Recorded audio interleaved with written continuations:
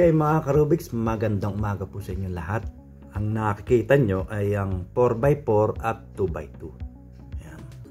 Kung bakit ganyan ang ginawa ko ay ang 4x4 isosolve natin ng pag-solve sa kagaya ng 2x2 kung paano siya binubuo. Okay? So ito ngayon yung isosolve natin. Ayan. Okay. So ganito lang yan mga ka-Rubiks, no? So para hindi na tayo mamproblema sa ating mga cube na nabubuuin, ganito lang gawin nyo. Mag-yellow tayo. Yan. Yellow na bawat edge niya sa gilid buo na. Yan. Okay. So dito naman kung naka-paste to ng ilalim, red yun tama-tama. Ayun. Ayun, ganon. So, ganon din ng 2x2, no? Kung nahirapan kayo magbuo, ganyan lang gawin nyo. Madali. Mas madali yan. Then, ito nakaporma na, no?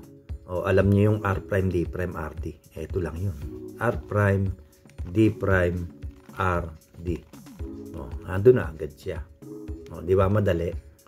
Na nakamatch doon sa kanya-kanyang mga edges o headlights nating tinatawag. Ayan.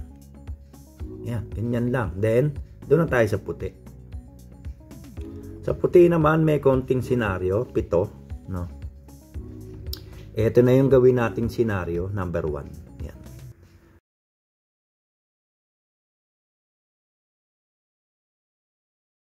No. Okay, so ang algorithms lang natin dito ay F.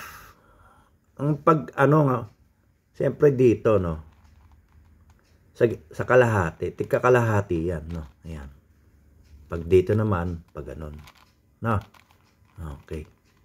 So, F, dito hawak. Ayun. F.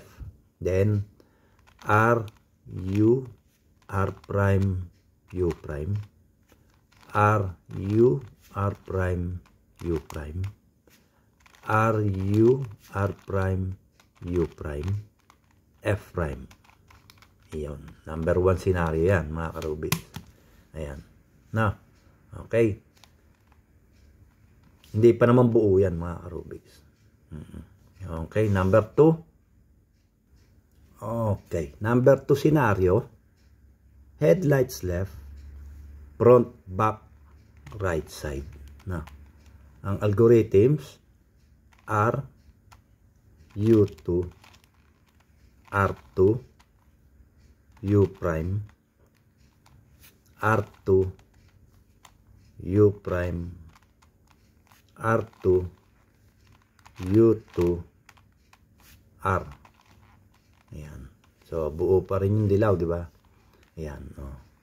Ayan. Okay. So, number 3 scenario. Okay. Number 3 scenario, mga ka-Rubiks. Headlights left. Headlights top. Ayan. Ito yung pinakasimpleng algorithms nitong scenario na to. Ginagamit sa dot. F, R, U, R prime, U prime, F prime. Ayan. Para mapaangat natin yung puti. Okay. So, number 4 scenario. Okay. Number 4. Number 4 na. Front, back, naka left side. No? Tsaka top headlights. Nasa right side. Ayan. Ganyan-ganyan. Okay. So, ang algorithms lang R, U, R prime, U prime, R prime, F, R, F prime. Ayun. No? Okay. So, number 5. So, number 5 naman, no? Ganyan, diagonal. Magkaganon Okay. Yung isa nandito. Yung isa nandun. Okay. Dali lang, no? Okay, F prime, R, U, R prime, U prime, R prime, F, R. Oh, yun lang. Hintay kayo. Yun lang. Ayan. Oh, di ba? Okay. So, number 5. Okay. Number 5. Isa doon. Isa dito. Isa dyan. At isa dito. Okay. Ito yung tinatawag na anti-tune. Okay, ang algorithms nito R, U2, R prime, U prime, R, U prime, R prime. Yun. Okay, so next, last na to, last na. Alright. Kung yung kanina ay nandun yung isa, no? Nandito yung puti. Ngayon naman, nandito siya. Nandito naman yung isang puti. Tapos nandito. At saka dito. Okay? So, ang algorithms lang, R, U, R prime, U, R, U2, R prime. Iyon. No? Alright. So, ngayon, tapos na ang ating tinatawag na senaryo. Pito. Pito lang naman. At hindi nyo ba natatandaan yung senaryo na yon ay ginagamit sa corners method, row method, no? Yun. Sa 2x2x2, yun. Yun yung ginamit natin dito kasi nga pang 2x2 yung pag-solve natin dito. Di ba? Di madali lang. Ngayon sa corners tayo, no? Dalawa senaryo nito, dalawa. Depende na lang sa inyo kung anong algorithms yung favorite nyo. PLL naman ang daming algorithms na pwede, no? Lalo doon sa may dalawang headlights na magkatabi. Dito kasi wala. So kung titingnan mo, no, wala siyang pair, no? So ito yung lumalagay na ano natin. Sabihin na natin ito yung first scenario. Iyan. At medyo simple lang naman ang algorithms nito, mga ka-Rubik's, no? Dito naman, pwede ka mag-place ng green, orange, blue. Kung ano gusto mo, pwede. No? Okay? So, ganito lang ang ating gagawin, no? Sabi ko nga, kahit anong, o kahit dito, kahit ipihit mo yan, pwede. No? So, eto lang yon. F, R, U prime, R prime, U prime, R, U, R prime, F prime, R, U, R prime, U prime, R prime, F, R, F prime.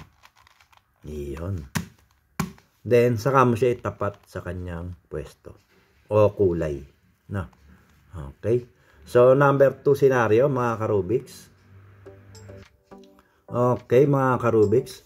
Number 2 scenario o last scenario, no?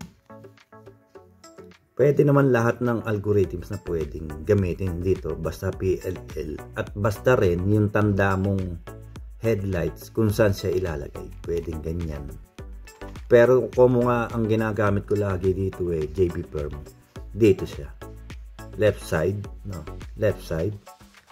Ang algorithms natin dito, R, U, R prime, F prime. R, U, R prime, U prime. R prime, F, R2. U prime, R prime. Tapos tapat mo na dun sa kanyang kulay o pwede rin namang U prime. Ayan. Ganyan yan. Kaya lahat ng ginagamit sa 2x2, maging say corners, maging say headlights, yun yung pag-pair naman ng kanilang mga corners para ma-match mo na sa kanya-kanyang mga kulay. Depende na lang sa inyo kung marunong na kayo dun sa ibang mga PLL algorithm, ayun, po pwede naman. Wala namang bawal na gamitin. Okay, so maraming salamat po sa mga suporta niyo mga ka-Rubix at walang sawang suportahan. At mag-iingat po palagi. Bye-bye!